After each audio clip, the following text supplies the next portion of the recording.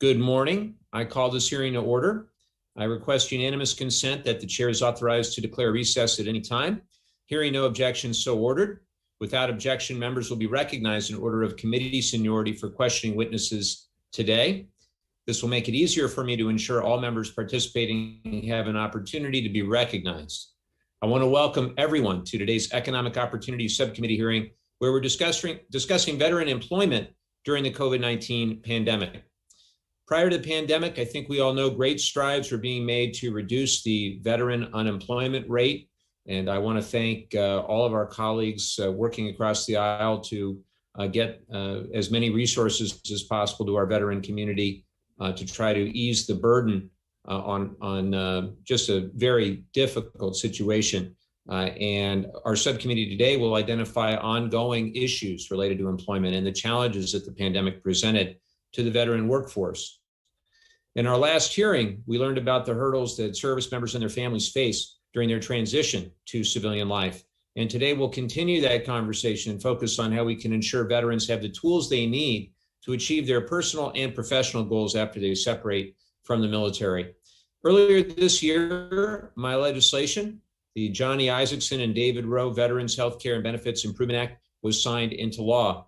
It included a number of provisions to strengthen VA services that help veterans secure meaningful employment amid the pandemic and beyond. Further, the American Rescue Plan of 2021 gave VA the authority and the funding for the Veterans Rapid Retraining Assistance Program, also known as the VRAP program. This new program, which we are very excited about, offers up to 12 months of training in high-demand occupations for veterans who are unemployed due to the pandemic. Today, we'll hear updates on the implementation of Isakson-Rowe and the American Rescue Plan from VA.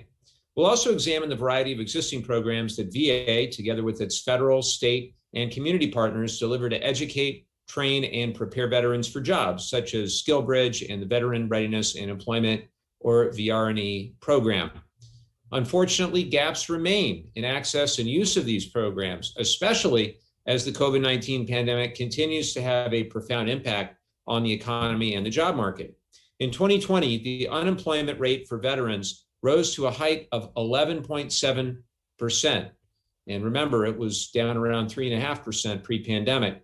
As of April 2021, it sits at approximately 5.3%. So that's good, but we still have a long way to go, and it continues to fluctuate month to month.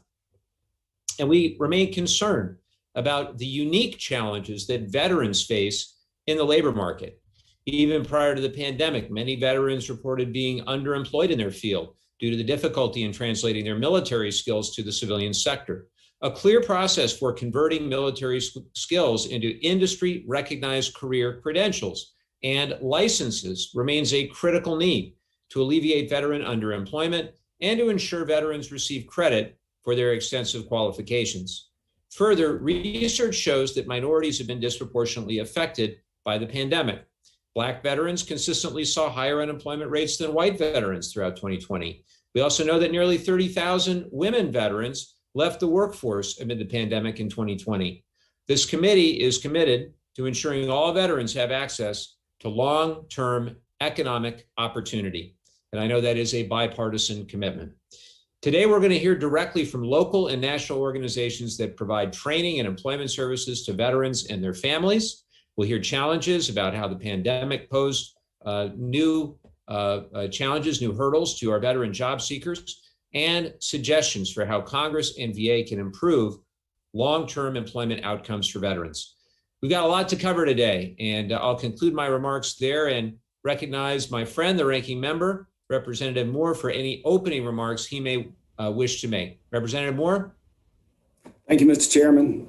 I thank you for holding this oversight hearing and our witnesses for being here today to testify on the ways COVID-19 pandemic has impacted the veteran workforce.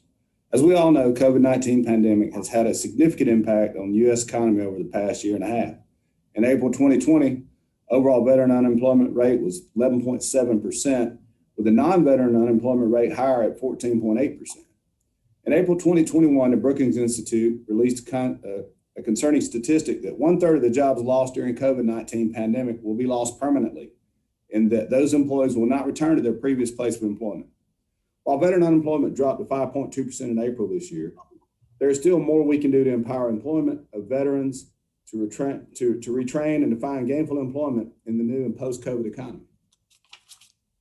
I want to commend the Ranking Member Boss and this committee for passing the Veteran Rapid Retraining Assistance Program, or VRAP, which will enable eligible veterans who are unemployed due to the COVID-19 to retrain for placement in the high-demand jobs. I'm interested in hearing from our VA witnesses about their efforts to implement VRAP and how the program has been working so far. I'm also grateful for Representative Miller Meeks.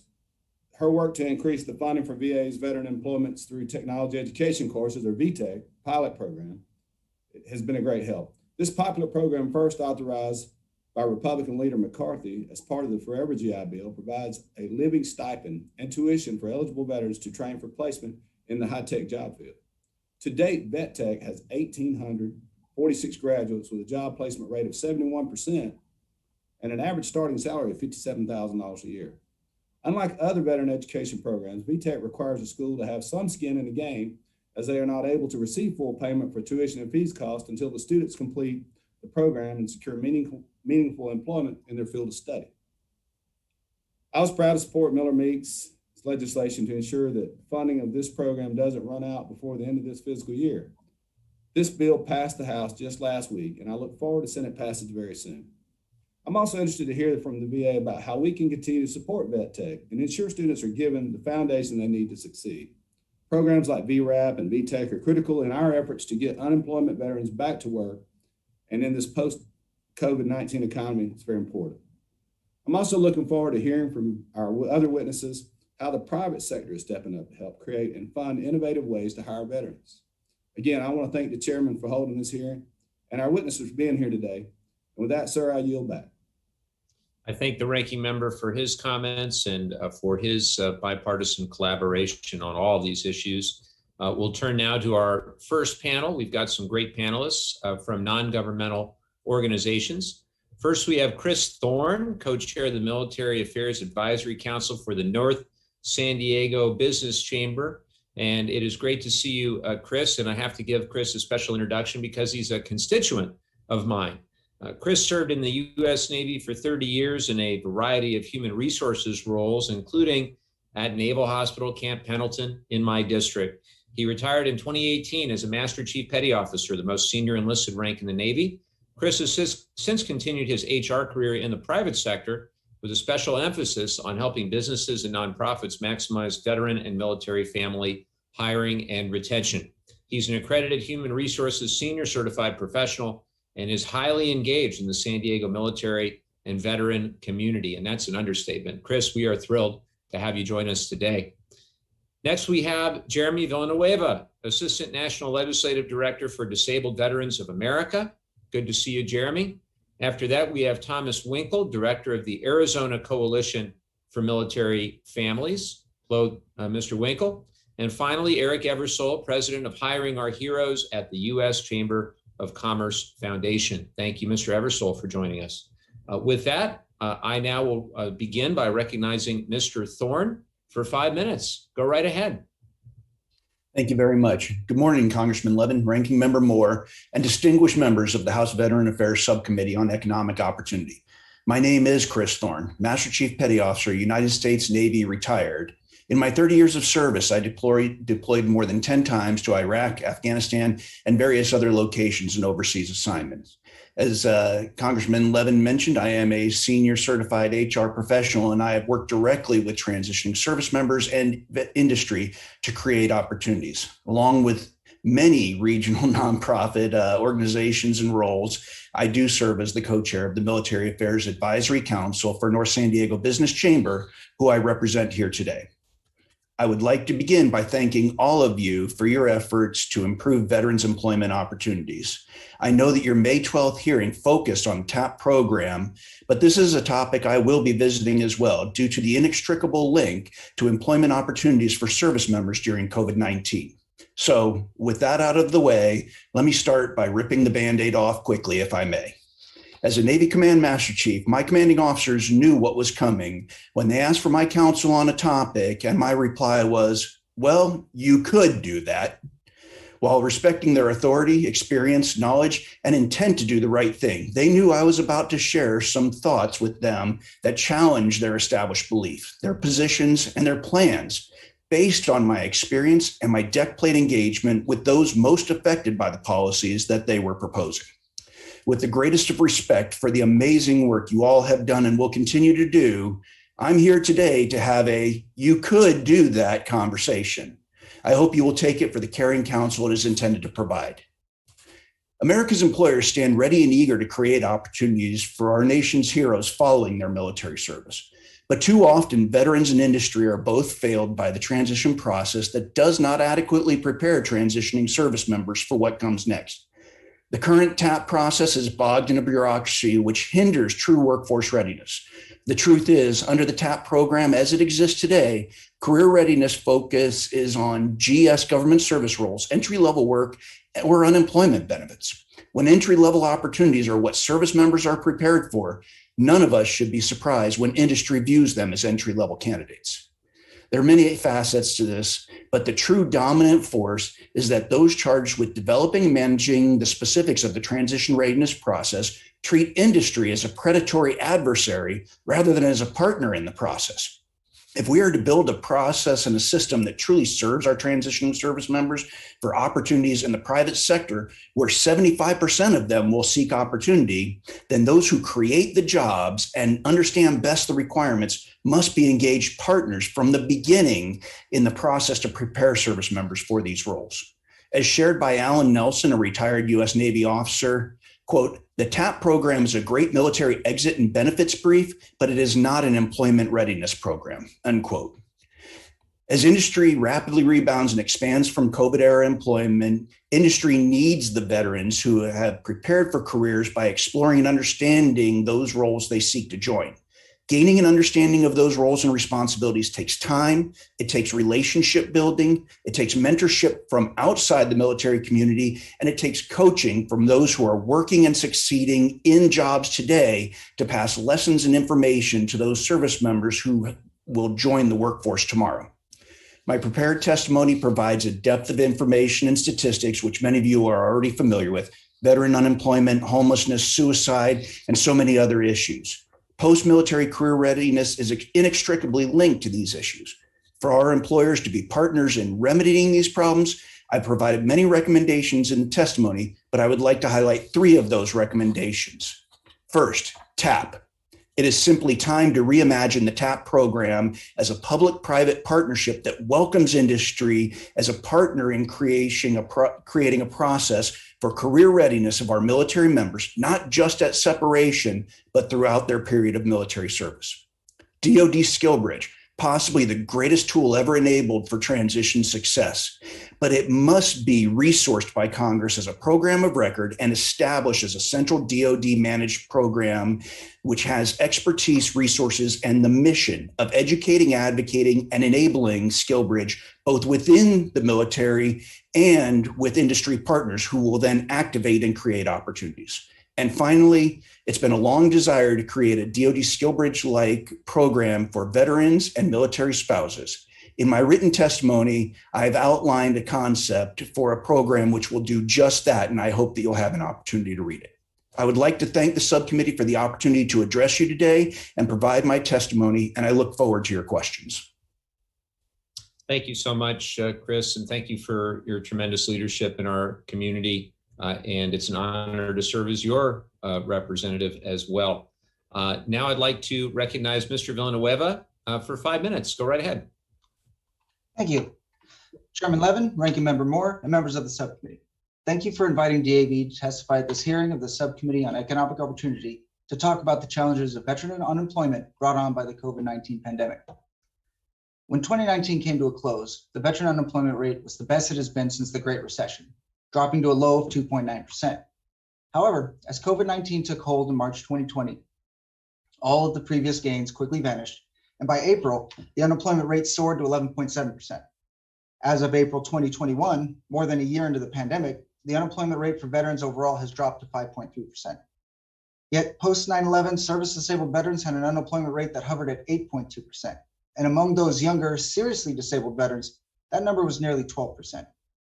In response to the situation, DAV established a COVID-19 relief fund to provide financial aid to service-connected disabled veterans who have lost employment or income due to COVID-19.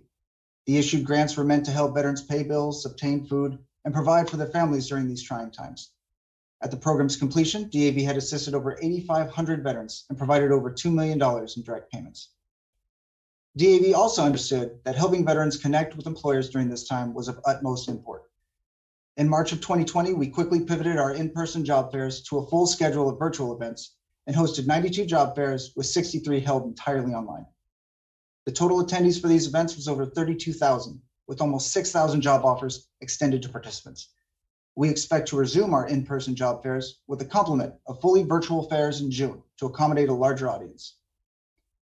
Mr. Chairman, many veterans who are out of work and looking to find a means of supporting themselves and their families fall into a group that has either lost or used their eligibility for educational and employment programs through the VA. For these veterans, there are a few options available. At the beginning of the pandemic, Congress reacted swiftly to address issues that veterans were facing, and DAV strongly supported the creation of the Veteran Rapid Retraining Assistance Program. However, this program only started accepting applications in May, almost 14 months into the pandemic, and initial reports show a high demand with over 3,600 applications being submitted this month. We fear that the resources available will quickly be exhausted and veterans will be made to wait while an expansion of the program is passed into law. We believe a permanent program is needed to assist veterans now and in the future. In addition, DAV recommends Congress consider modifications to the current VRE program, as it has a proven record of getting service-disabled veterans back to work. Veterans who were discharged after January 1st, 2013, no longer have an eligibility period for VRE. This change was signed into law in January as part of the Veterans Health Care and Benefits Improvement Act of 2020. DAV appreciates this change to help veterans in the future, but we would also like to help the disabled veterans who need assistance now. Additionally, a veteran who has already utilized VRE cannot enroll in the program a second time. This is particularly concerning during times of national economic distress, where large numbers of previously employed service-disabled veterans now find themselves without work. DAV recommends Congress pass legislation to permanently eliminate the 12-year delimiting date for the program and allow veterans who have already used VRE to apply a second time if they have lost employment due to the pandemic. Finally, DAV asks that Congress look at new ideas or a better framework to elevate the employment and educational programs within the VA. DAV thanks Congress for passing HR 2494 last week, which would elevate and emphasize these programs within the VA by creating a fourth administration, which DAV is pleased to support. VA should have as much focus on these programs as it has for their health care and benefits. When service members leave the military, not all will seek VA health care or disability compensation, nor will they apply for benefits available through the NCA. However, the majority of veterans will be looking for gainful employment, educational, or small business opportunities, especially during these times of financial uncertainty. VA should anticipate these needs and have programs that are ready for veterans when the next economic crisis occurs, so that they do not have to wait for congressional action to create or revive programs to help. The average veteran does not have the time to wait when they are struggling to put food on the table and a roof over their head. The VA should have permanent programs in place so that they are able to react quickly when there are future economic downturns. Mr. Chairman, our service-disabled veterans will be significantly affected for a considerable amount of time, making it imperative to provide them assistance as quickly as possible to help them get back on the path to meaningful employment. This concludes my testimony on behalf of DAV, and we look forward to working with this subcommittee on ways to get America's disabled veterans back to work. I will be happy to answer any questions you have or any other members of the subcommittee may have. Thank you very much. Thank you, as always, for your testimony and your leadership, Mr. Villanueva. I'll now recognize Mr. Winkle for 5 minutes. Thank you, Chairman Levin, Ranking Member Moore, and members of the subcommittee for inviting me to speak today on this very important topic of veteran employment amid COVID-19 pandemic. I appreciate my predecessor's words and hope this adds to it. As a veteran and as a director of the Arizona Coalition for Military Families, the mission of providing economic opportunity to service members and veterans is both professional and personal. Communities in Arizona are really no different than communities across the United States. We have seen the significant impact of the pandemic on service members, veterans, and their families. Unemployment, underemployment, and reduced hours have all resulted in food insecurity, as well as requests for assistance with housing, utilities, transportation, and other essential needs. Through partnerships with organizations like the Bob Woodruff Foundation and the Military Officers Association and DAV, we have addressed these needs in our community. On the positive side, the pandemic has opened up opportunities for more virtual networking, job seeking, and career preparation, unlike what we've seen before. Some veterans have become more proactive in seeking out educational opportunities like certifications and credentialing to improve or upskill their career potential. Employers who were able to learn that permanent remote positions, which are a great fit for active duty spouses, have strong merit and understand that, we proudly celebrate each one of our Arizona veteran supportive employers who hires them. And while I'm on the subject of digital benefits in this age, I'd like to make note that within my written brief to the committee, I have included Governor Ducey's great efforts to increase digital access, credential attainment, and universal licensing, among other things, and encourage you to take a look at those later as well. Where Arizona differs from other communities is that it has a vast ecosystem of support that has helped to gird against the effects of the pandemic waves. You see, over a decade ago, before the pandemic, we established a robust, sustainable effort to assist veterans with securing meaningful employment. It started at the height of the post 9/11 deployments, when some of our returning Guard units had unemployment rates of upwards of 50%, and spousal unemployment was barely a talking point. At that time, the public and private sector stakeholders came together, and since then our effort has not only grown and expanded, but now we serve all service members, veterans, and family members. With a network of over 200 Arizona veteran supportive employers and over 450 partner organizations that provide over 3,000 resources. So as the pandemic hit, our unified effort quickly adapted to the virtual world. And we are pleased to share that amidst all of the chaos, the median salaries at placement for our candidates last year was $71,500. Our effort focuses on matching candidates to employers for the best possible outcomes while addressing issues and barriers that might prevent career placement or progression. And because this effort works hand in hand with Arizona's workforce system, we eliminate conflicts of interest and reduce the prevalence of underemployment by focusing on both quality and quantity of placements. Our partnership includes the Governor's Office, the Office of Youth, Faith, and Family, U.S. Department of Labor, Arizona Department of Veteran Services, Arizona Commerce Authority, Office of Economic Opportunity, Department of Economic Security, Arizona at Work, our active duty Guard and Reserve units and bases, Chamber of Commerce, Veteran Supportive Campuses, and many, many more. On the employer side, our Corporate Council on Veteran Careers is a network of veteran supportive employers who share how they strengthen their recruiting and hiring and retention of military-connected career seekers. It's amazing. What I'm describing is the active and thriving collaboration of the military, government, and community. The key stakeholders are at the table. They're engaged and they're working in partnership for the benefit of those we serve. We have a data-driven, human-centered approach to advancing economic opportunity, which is all a part of our Be Connected ecosystem of support that addresses the needs of the entire military, veteran, and family population across all of the social determinants of health. This robust system was made possible by the Clay Hunt Act, Be Connected leadership, including Director Wanda Wright, and the U.S. Department of Veteran Affairs, and the advocacy of the late great Senator John McCain and Senator Sinema. Arizona's collective will to work together across sectors and systems for the good of those who've served has had a very positive effect on our workforce during this troublesome time.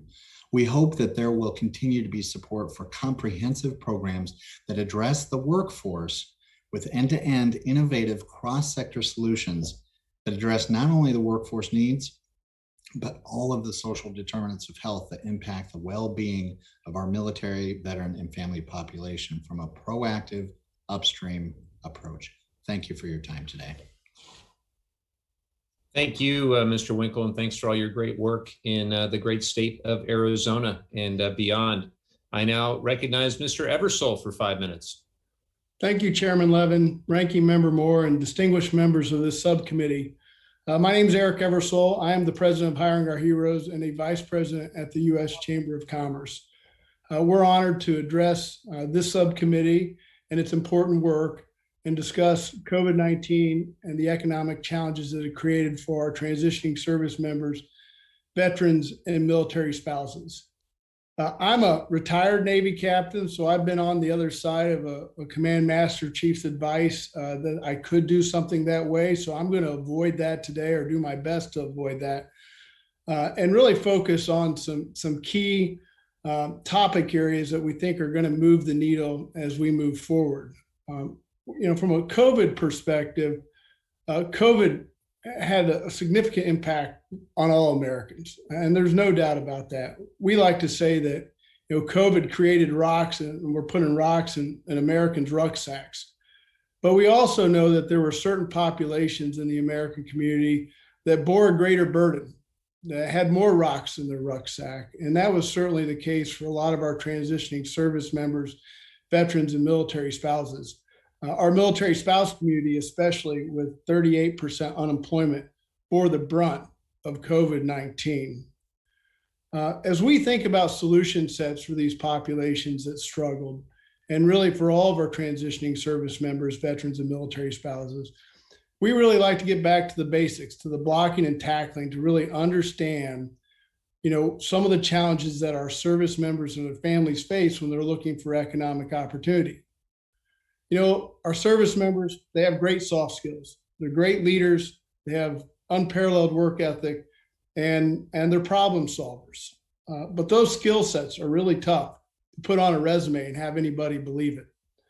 And many of them lack the hard skills that they need to get the jobs that they're looking for in the civilian sector. That, of course, assumes that they know what they want to do, which creates another challenge for a lot of our service members and their family members.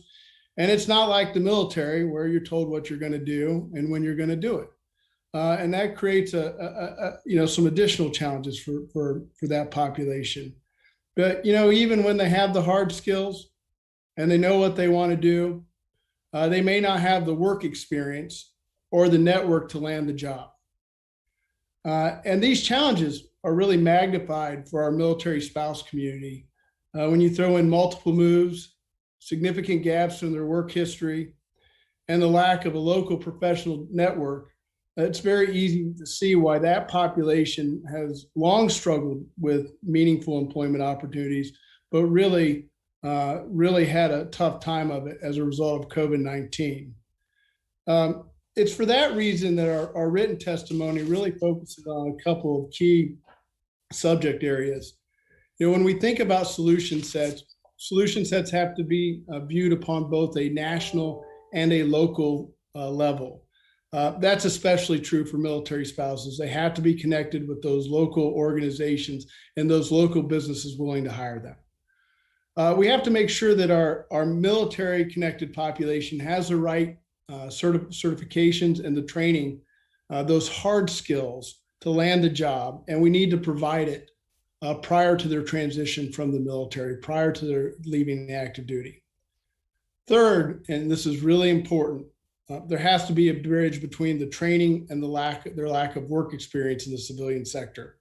Training without some type of experiential opportunity, an internship or an apprenticeship, as two examples, are critical to their long-term success.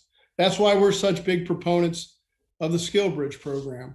Last year alone, in the middle of a pandemic, we hosted nearly 1,500 transitioning service members and military spouses in our Skillbridge program. 85% of them ended up with a job offer with an average salary of $96,000. These programs work, and they work incredibly well, even in the middle of a terrible economic crisis created by the pandemic. So we need more of that. And last, but certainly not least, there has to be accountability between training programs and the end of a program and the job opportunities.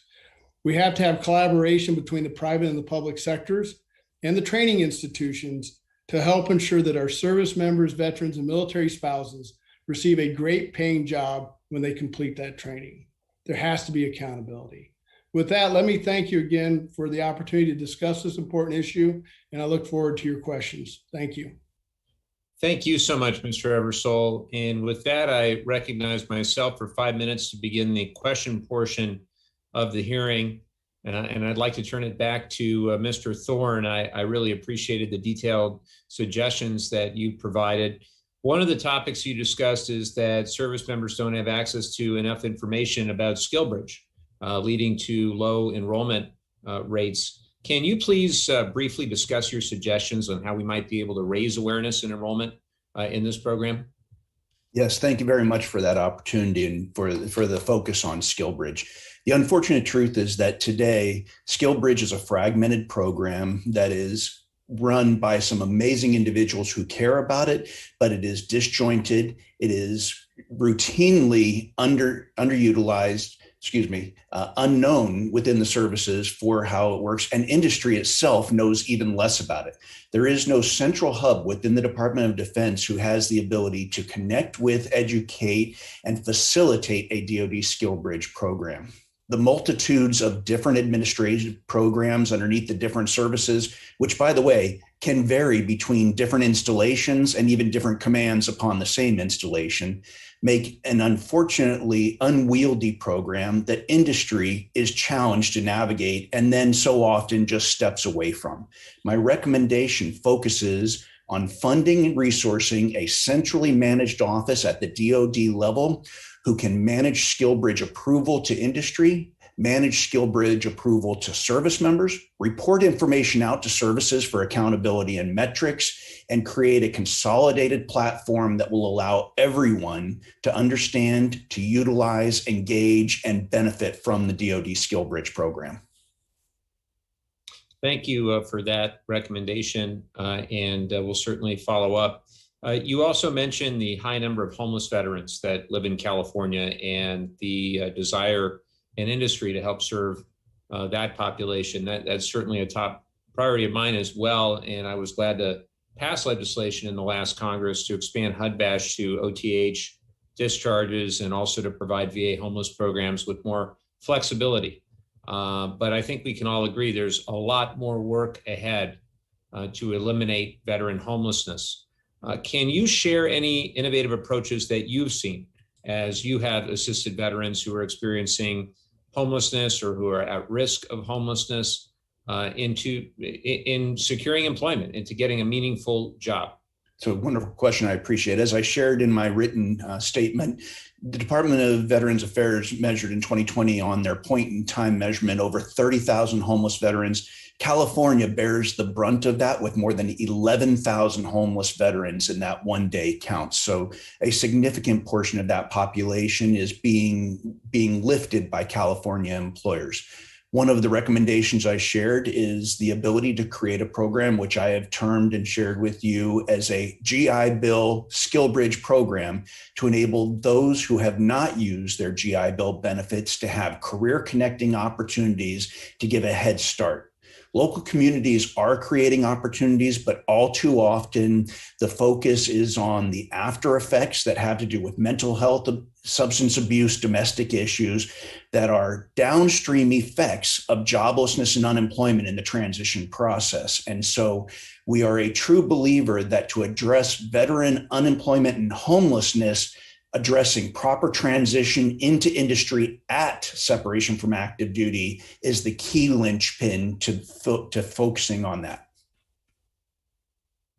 Thank you for that answer. You also suggested in your testimony the creation of a Skillbridge-like internship program for veterans and for military spouses.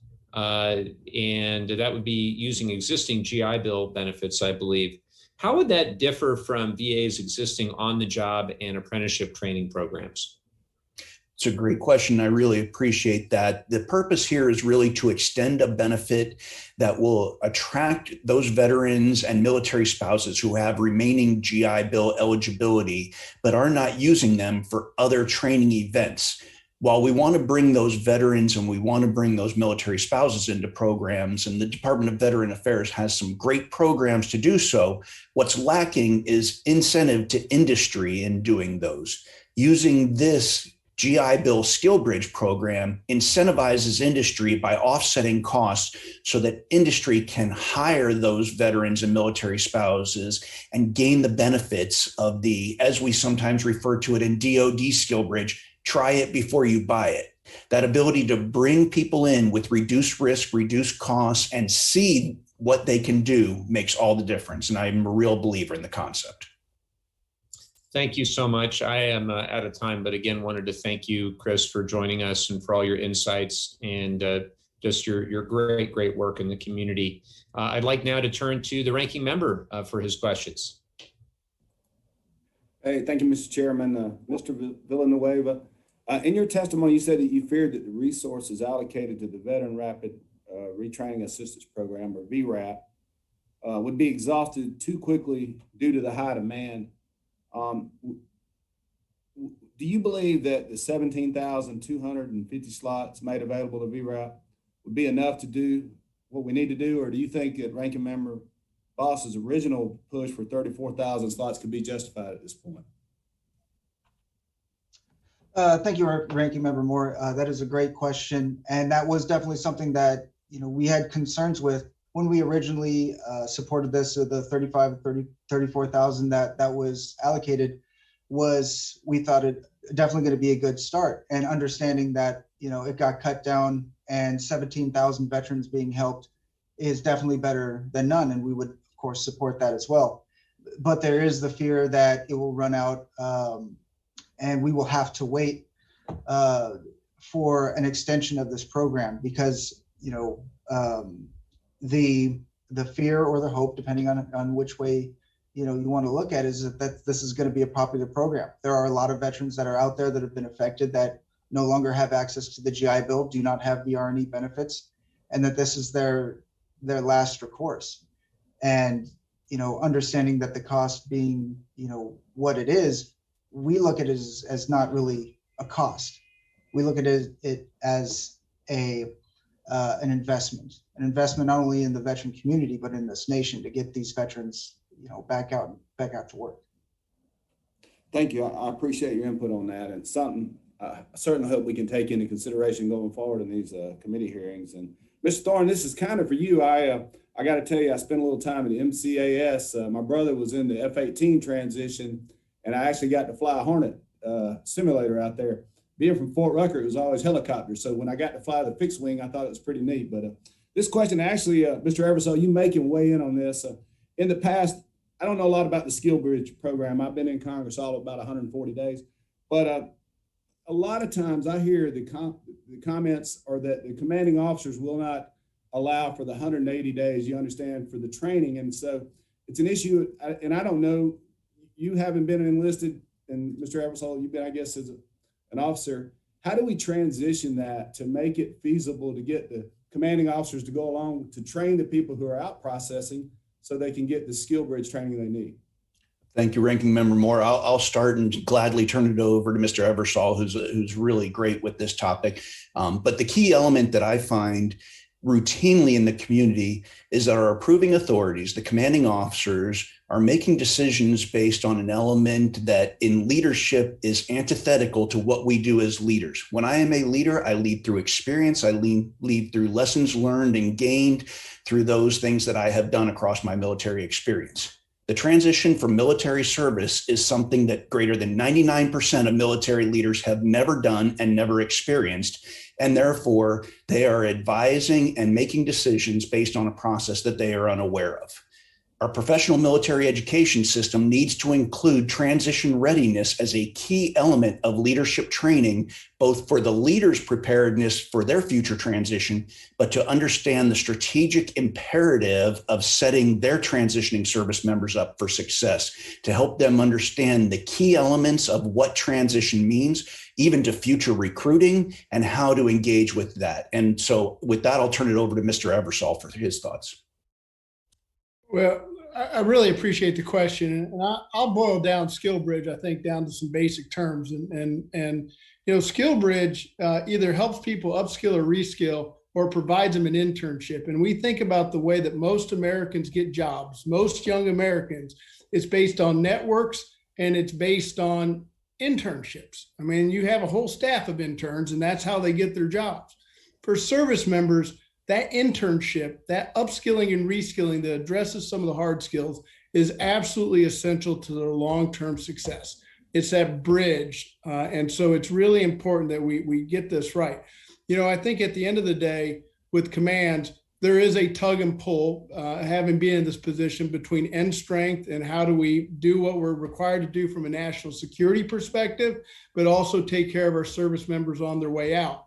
But I do think it's a national imperative that we get this right, because how we take care of people on the way out is about how we're going to recruit them in the future. So, we got to get it right. Thank you. Mr. Chairman, I'm out of time, but thank you both for your answer. I appreciate it. I thank the ranking member for his questions. I now want to recognize my friend from New Hampshire, Representative Pappas, not only for his questions, but I'm also going to pass him the virtual gavel for a few minutes. I have votes in our natural resources hearing. I will get back to the committee as soon as possible, but you're in the capable hands of Mr. Pappas. The gavel is yours, and you're recognized for questions.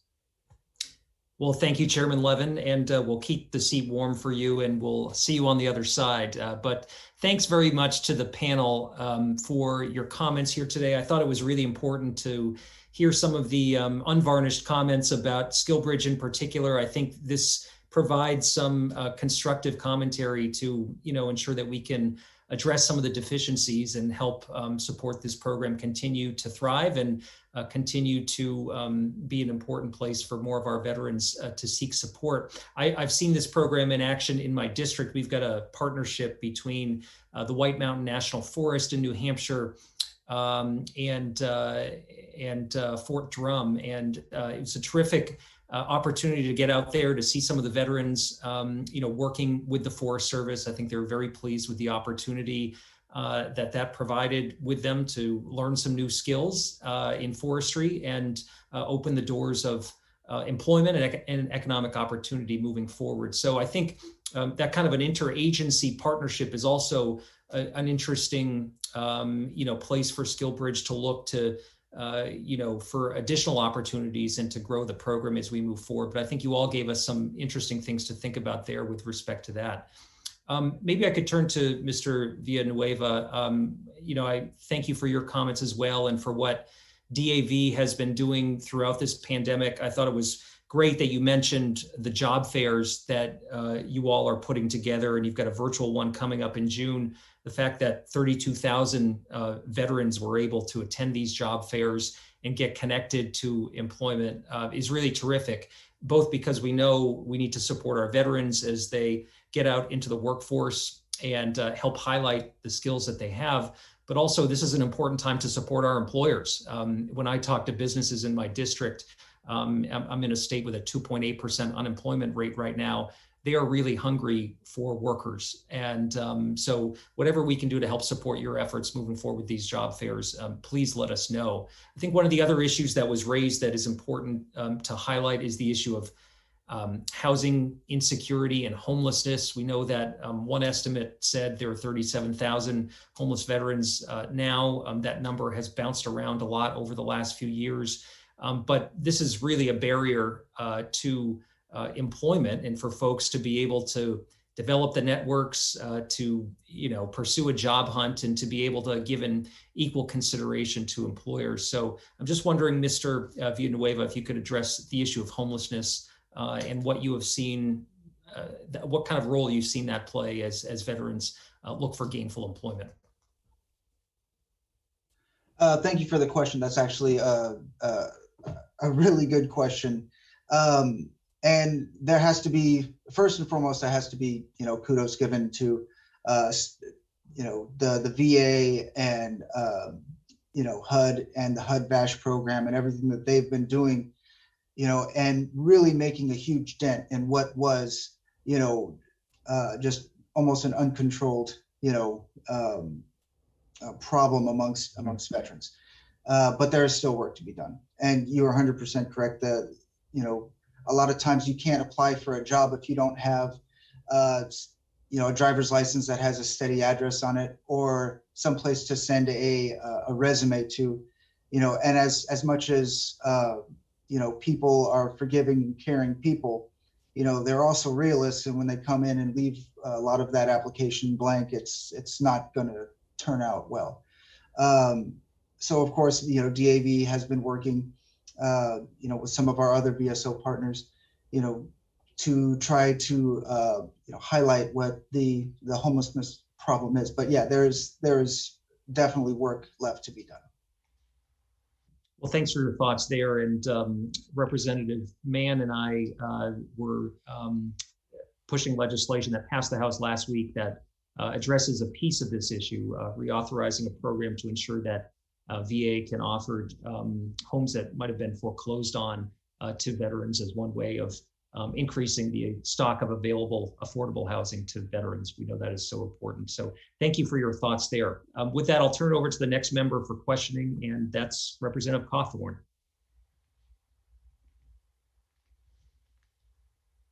Oh, Representative, you need to unmute. There we go. Thank you very much, sir.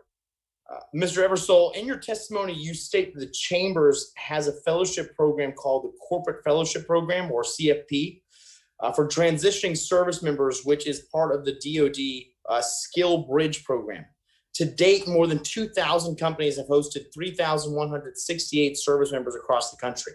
I found that 74% have been hired with an average salary of $91,183. And I believe these are great numbers with a great salary to go along with it. I'm really interested in this because my bill, the Veteran Fellowship Act, was mirrored off this program, and it passed the House in a larger package last week. Could you elaborate on this program and what can Congress do to help improve it to ensure these numbers grow even more? Yeah, that's a great question, and really appreciate your support on this issue.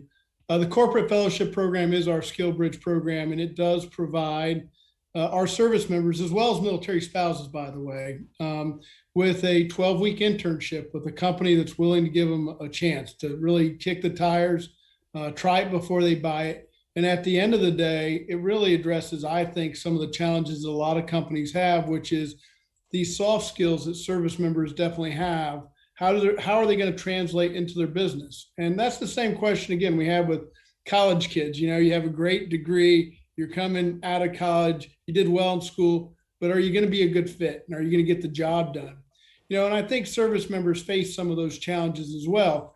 An internship allows the companies to get in there and evaluate talent and basically hire it based on what they're able to evaluate instead of a piece of paper. And when companies can do that, you right size the job opportunity, you address underemployment, and you make sure that they're getting paid what they're worth, what value are they going to bring to a company. So, I think from a larger perspective, how we address this and how we get this right. End strength is an issue. We got to figure out end strength so that commanders feel like they can let folks go without impacting their mission. Consistency across the application. I'm going to say this. I'm a Navy guy. The Army's leading the charge on this. The Army's done incredible work to make sure that it's going across the bases in a pretty consistent manner. Kudos to them. The Marine Corps does well. So we need some consistency. And I think if you can get those basic things, companies want to hire these folks. They'll bring them into the internships. But I do appreciate the Command Master Chief's comments about making sure that veterans can use their GI Bill benefits to take these experiential opportunities as well, making sure military spouses have the resources. Because if you do these things, with the results, and I'll tell you, last year, 85% was our offer rate last year alone in the middle of the pandemic, and 96,000. So it only gets better. I mean, that's the good news here. Well, that's excellent. Mr. Eversole, thank you very much for those comments. And I genuinely agree with everything that you said. Mr. Chairman, with that, I'll yield back. Thank you, Representative Cawthorne. I don't know if any members have any additional questions. Ranking Member Moore, did you have anything else before we dismiss the first panel? No, thank you, Mr. Chairman. I appreciate it.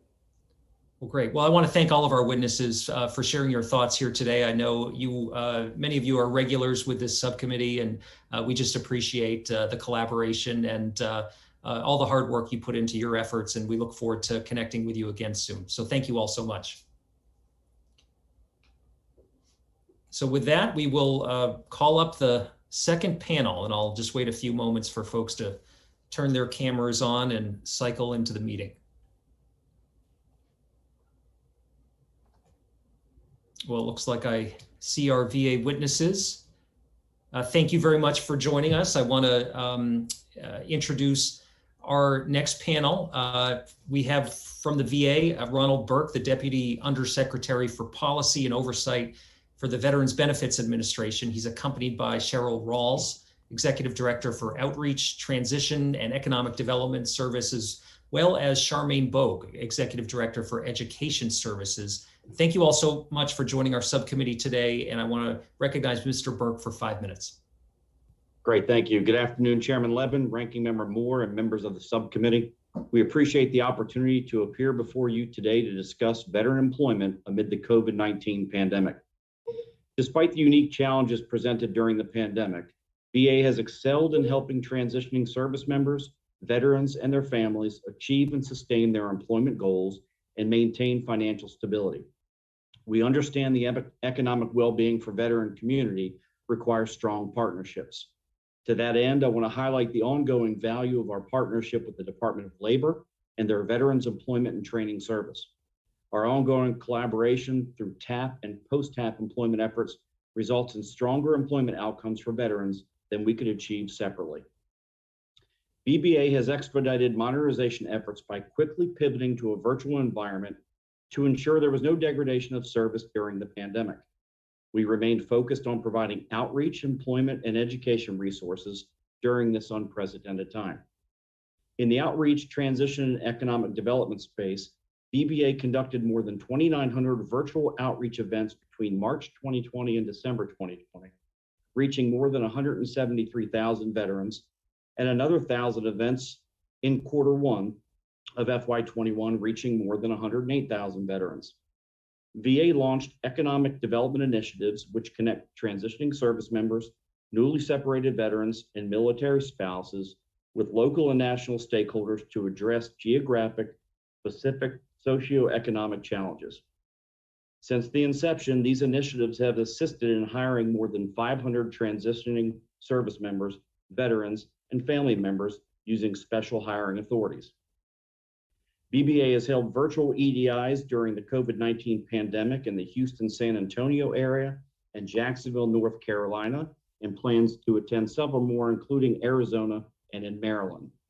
In support of EDI in November of 2020, VA also solidified its longstanding partnership with the U.S. Chamber of Commerce, hiring our heroes to increase employment opportunities for transitioning service members, veterans, and their families. On January 4th of this year, VA launched the rebranded Chapter 36 program, now known as Personalized Career Planning and Guidance. PCPG provides beneficiaries with enhanced career counseling, assessment, education planning, and guidance resources to achieve personal career and education goals.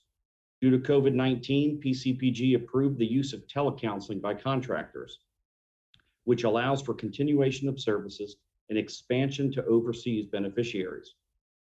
VA Skillbridge, which is executed in partnership with DoD, successfully launched in February of 2020 to support service members entering new careers. VA Skillbridge is the organizing umbrella for programs across VA designed to provide transitioning service members with employment training, internships, and apprenticeship opportunities during their last 180 days of service. As of May 11, 2021, VA has 16 organizations either established or interested in establishing a VA Skillbridge program.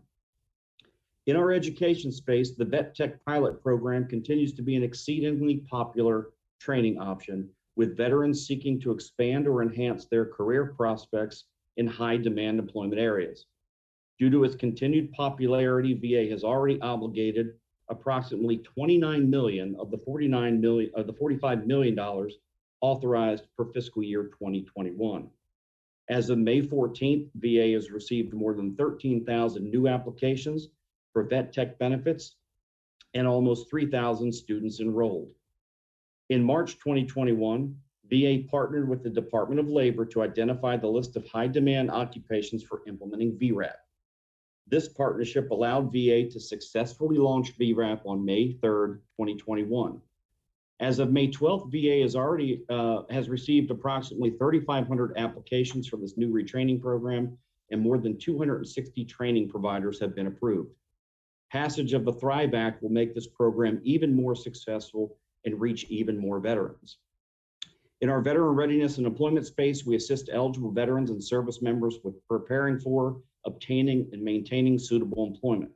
Since March of 2020, VRNE Service has shared more than 1,250 job leads and events with VRNE field staff. This has contributed to over 9,500 employment rehabilitations in FY20 and more than 6,400 already in FY21.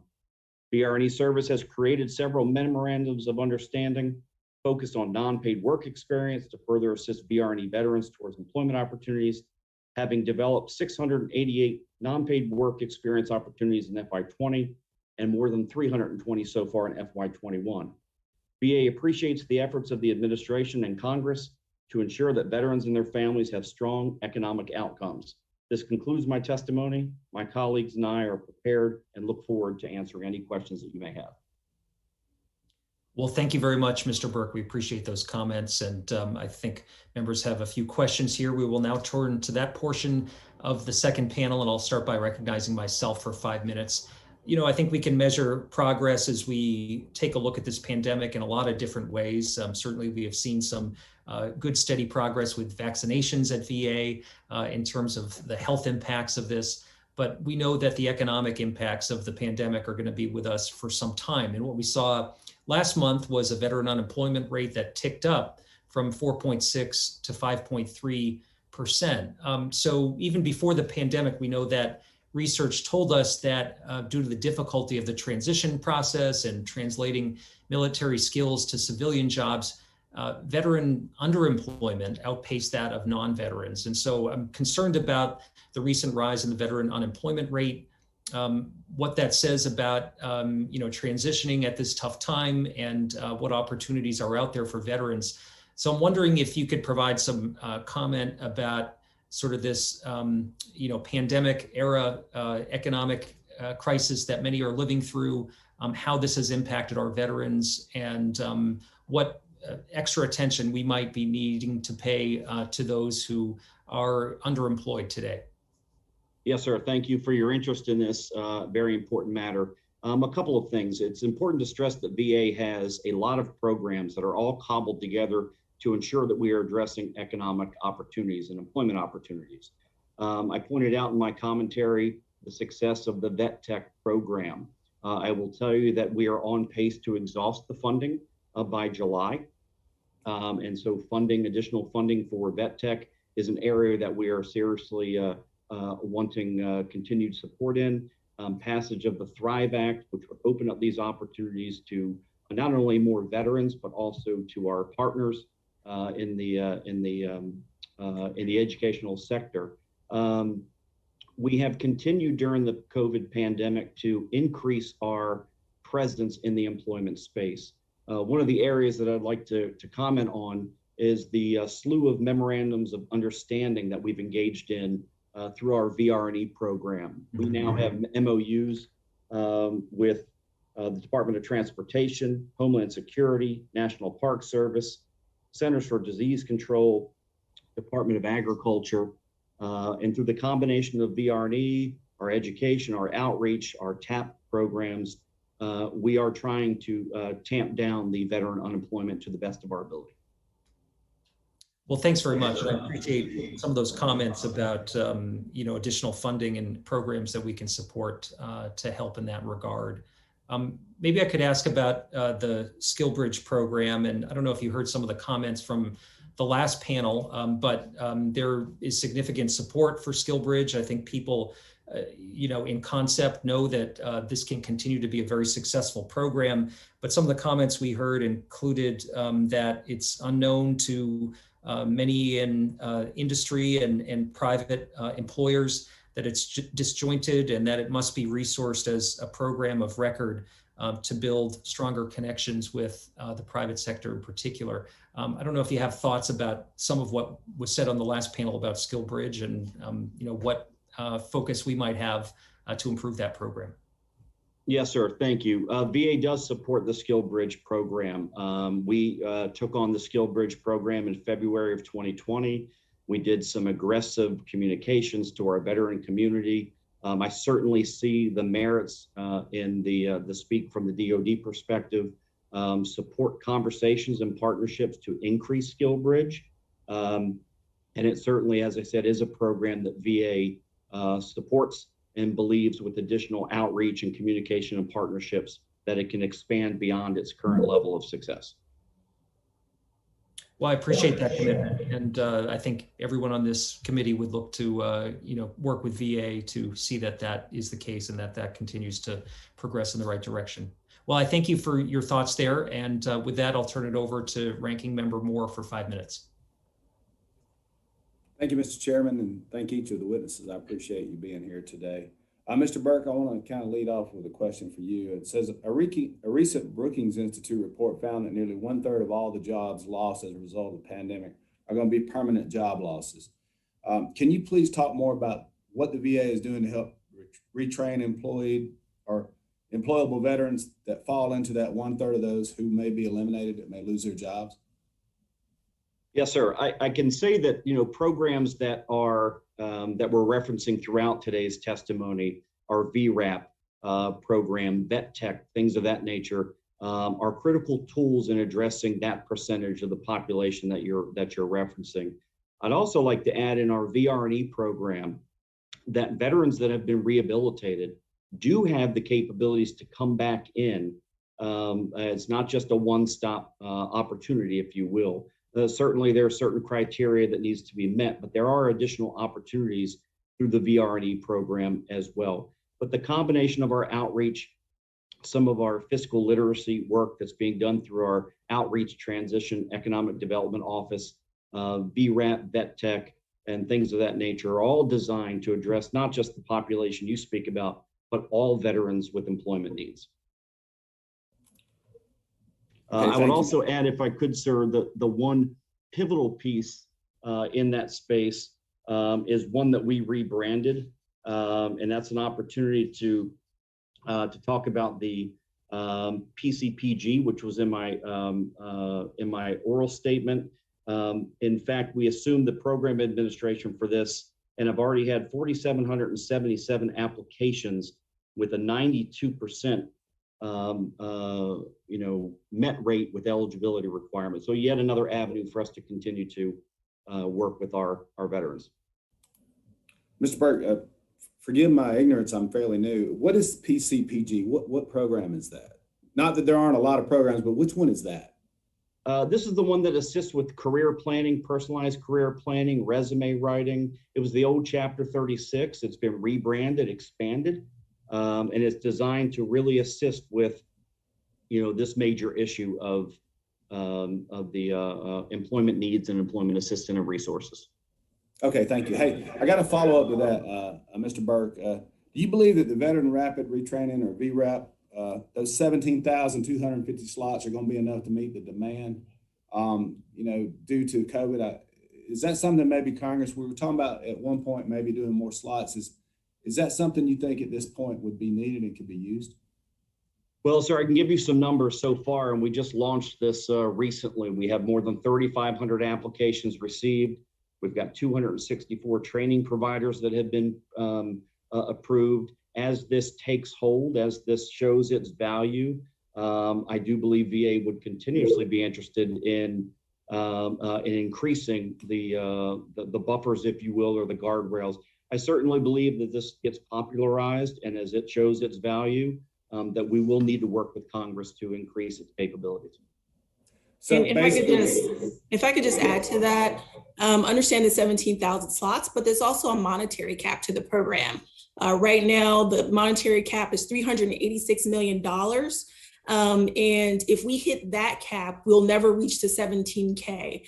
And when you think about the cost of training for these kind of programs, they average about 50 to 60,000 per student. So if you do the math on that, that's basically a little bit less than half of the 17,000. So if you're taking into consideration the numerical cap as it relates to participants, I would like for you all to take in consideration also the monetary cap that we have in place when it comes to $386 million. So understood. So basically it's not a numbers issue now, it's a revenue issue. Basically, we're not going to be able to fill those slots, even the 17,000, due to constraints from a monetary standpoint. That is correct. Okay, well, so that's something we need to be looking at as well, as just the number of slots. A lot of times we're talking 17,000 or 34,000 slots, but the funding for the training in those programs is just as important as the numbers.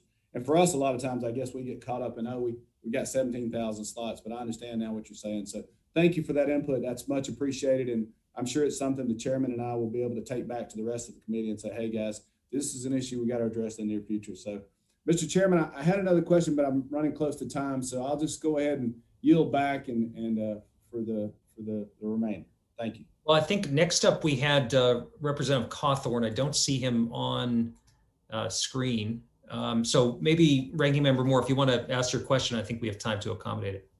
Yeah, that'd be great. It's another question, Mr. Burke, concerning revenue and funding and that sort of thing, not in the same program. So it says we recently increased the funding for the veterans, the VTech program, basically. We know what that is, right? So yes, to $45 million for the year.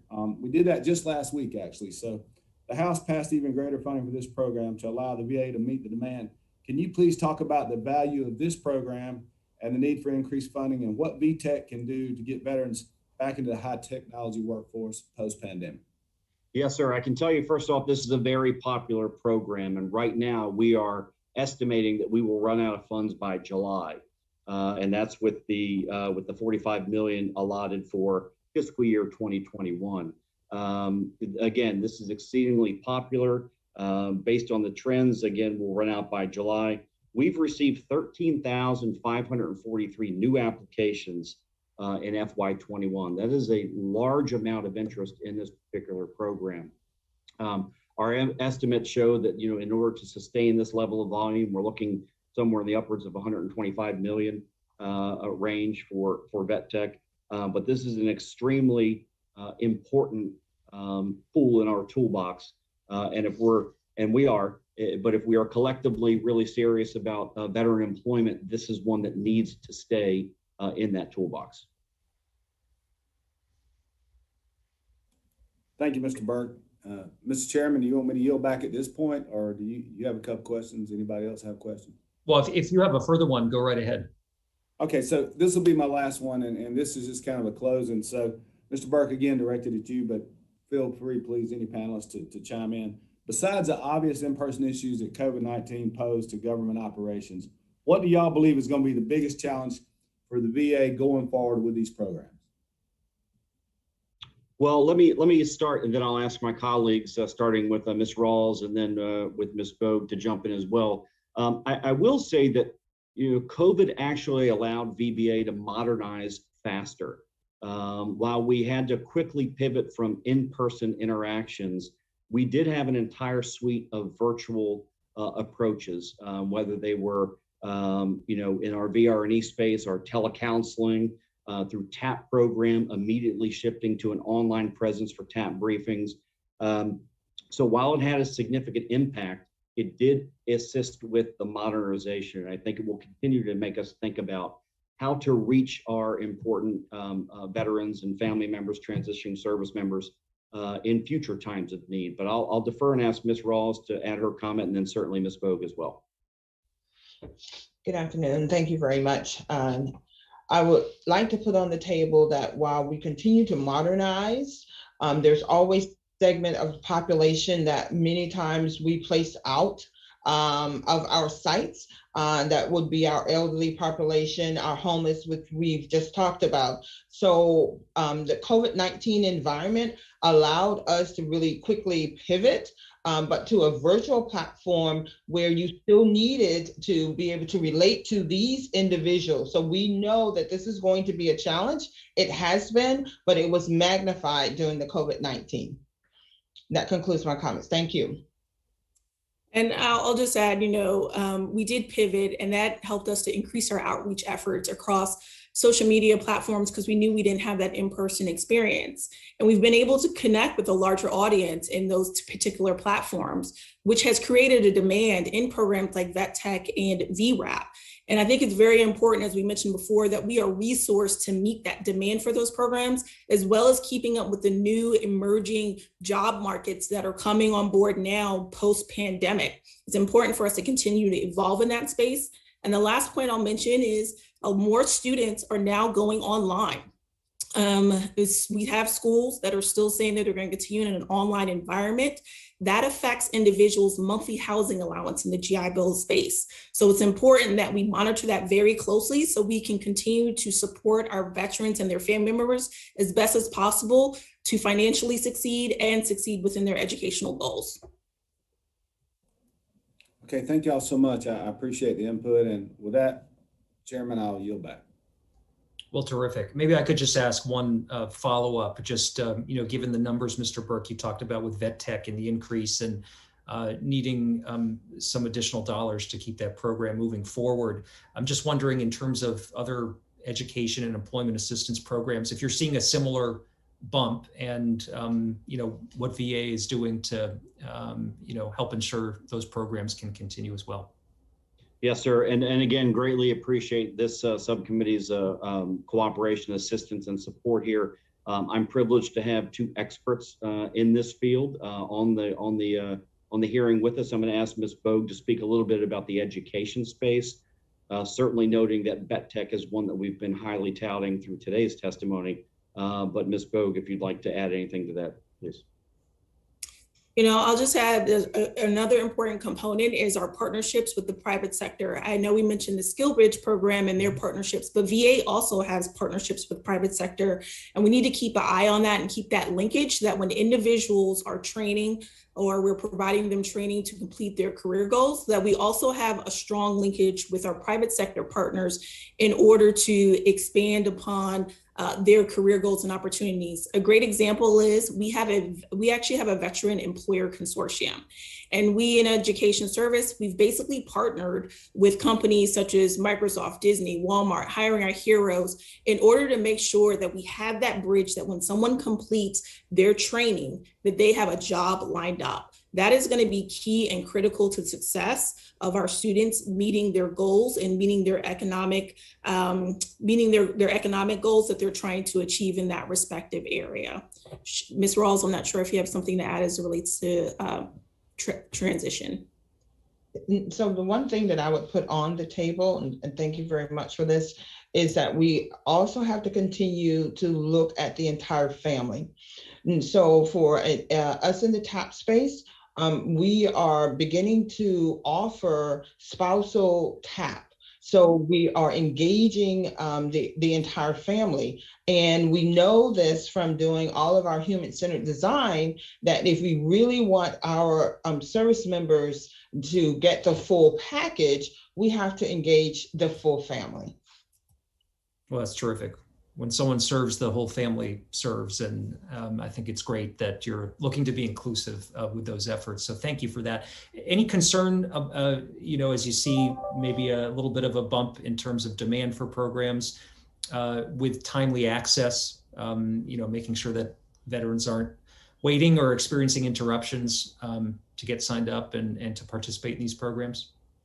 Sir, that is one thing that across all of VBA, that we continue to monitor. We're looking at the increased use of tools and technology, looking at leaning processes and things of that nature. So that is a continual focus for us. And going back to kind of your last question as well, one of the things that we highly support is the passage of the Thrive Act. That is something I think I mentioned earlier, but that's again associated with our VRAP process, and its success hinges or will be increased by the passage of that as well. Terrific. Well, thank you for your comments. Ranking Member Moore, anything before we close? No, Mr. Chairman, thank you all so much for participating, and thank you, sir, for leading. Well, great. I want to thank our panel and all of our witnesses who joined today's hearing. Members will have 5 legislative days to revise and extend their remarks and include any additional materials. So without objection, the subcommittee stands adjourned. Thanks, everyone. Appreciate it. Thank you.